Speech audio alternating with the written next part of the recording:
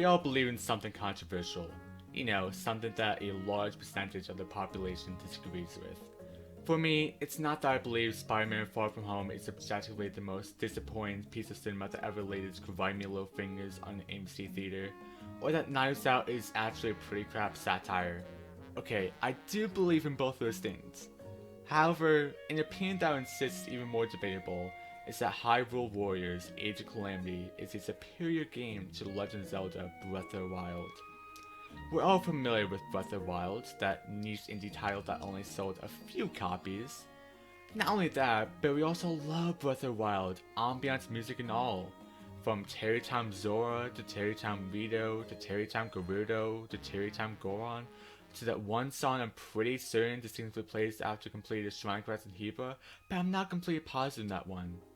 Oh, and there's also Purified Dragon, which is one of the most majestic songs ever, that I made the mistake of omitting from a Breath of the Wild soundtrack video essay from last month. But of course, that's not the only selling point of Breath of the Wild. It also tied in with the release of the Switch. And it's also a pretty attractive game aesthetically speaking, featuring a vast open world with an insane amount of side quests, an insane amount of shrine quests, and enemies available to flesh out every cubic inch of Hyrule. But you know, that's a very minute thing. Now, we're not here to discuss Breath of the Wild. No sir, we're here to talk about Hyrule Warriors Age of Calamity, Breath of the Wild's prequel. Now, I use the word prequel loosely because it's not actually that.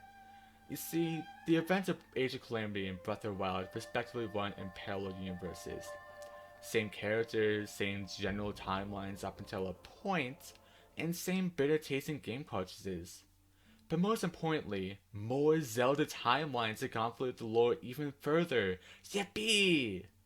So, while Zelda desperately tries to save a defenseless Link in the mainline Zelda canon, a little guardian goes back in time to a different universe in which the four champions were just being unified in Age of Calamity's universe. This trusty sidekick is pretty much what makes Age of Calamity a prequel game, the one legitimate part of the game that makes it connected to Breath of the Wild. Just play the game and you'll understand by the 5th chapter. Now that we got some general background information out of the way, let's discuss what makes Age of Calamity such a great game.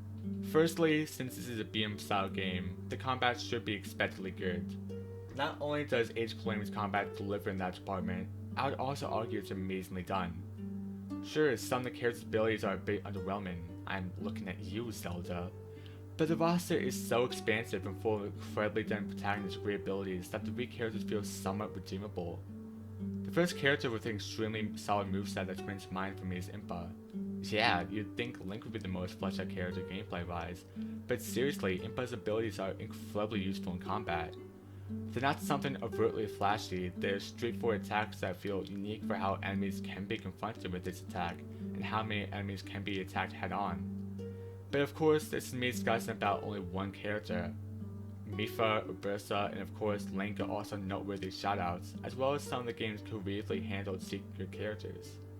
Daruk, while someone who I value less over everyone else I've previously mentioned, is still valuable nonetheless for being one of just 2 characters to have a protective guard attack, and it's also pretty fun to whirl around and crush enemies. And don't get me started on the Divine Beasts, who are playable on occasion but are insanely enjoyable to operate when available. Now that is how you can mash genocide. Of course, none of Age of Calamity's characters are dead when you start playing this game, so there are more unplayable protagonists to choose from. Honestly, this is probably the very thing that makes me ultimately prefer this game over Breath of the Wild. Merely playing as Link in the original game makes you feel alone at points, and the incredible atmosphere the world provides as well as the numerous enemies and CPUs to meet throughout only do so much to not make you feel desolate. I realize that Link is by himself because the heroes failed against Ganon in the main timeline, and that it's ultimately Link who's meant to be on this journey, on this quest to be the legendary protagonist who is destined to be a century earlier, but still, it sucks to be alone. With Age of Calamity, its themes strike a drastically different tone, insisting that the only way to be victorious is through teamwork, which, along with the fact everyone is still alive in its timeline, is why you play as so many characters. This leaves way to an abundance of different opportunities to confront adversaries. You can attack moblins with stasis while playing as Impa. You can battle hordes of bokoblins as Link. Maybe you'd be so inclined as to use the Sheikah Slate to defend yourself as Zelda herself. In Breath of the Wild, only one of those scenarios I just listed are possible, and Age of Calamity can do all those things and so much more. While more distinct weapons are available as you progress through Breath of the Wild, at the end of the day, having a more expansive roster is objectively superior. Despite how much I do adore Age of Calamity, there is something that Breath of the Wild is going to one-up its prequel on, and that is an open world hub. Breath of the Wild also has a better soundtrack, but let's be honest with ourselves. Ambiance music is not going to be the breaking point if you'll enjoy the game or not. No, it should be decisively be how vast and spacious and breathtaking and diverse the environment Breath of the Wild immerses itself into. There's no two ways about it, it's beautiful. I don't even have to express why it's so gorgeous. Even just taking a glance at a screenshot of the game just gives you the full picture. There's just so much color, so much vibrance to canvas Nintendo drew on that emulates so much creative thought and expression. Heck, sometimes I would even get mesmerized at the grass being blown by the wind. Grass moving. How many games can say has that sort of ability? Now, how does Age of Calamity attempt to replace all of that? Well, with designated levels and Sheikah map. A bit anticlimactic immediately, but hear me out. Age of Calamity shouldn't try to capture the lightning and battle magic Breath of the Wild crafted with its hub world. It's practically impossible. Honestly, it's a fear of mine its sequel will fail in that same department, thus ruining its always salivating luster. Just thinking about trekking across a new world similar to Breath of the Wild gets me excited just thinking about it. But it's also rational to keep our expectations grounded for the time being. I digress, Age of Calamity is a completely different genre, a beat-em-up game. That means there's more enemies to fight the genre's namesake. In fact, there's a ton of more enemies.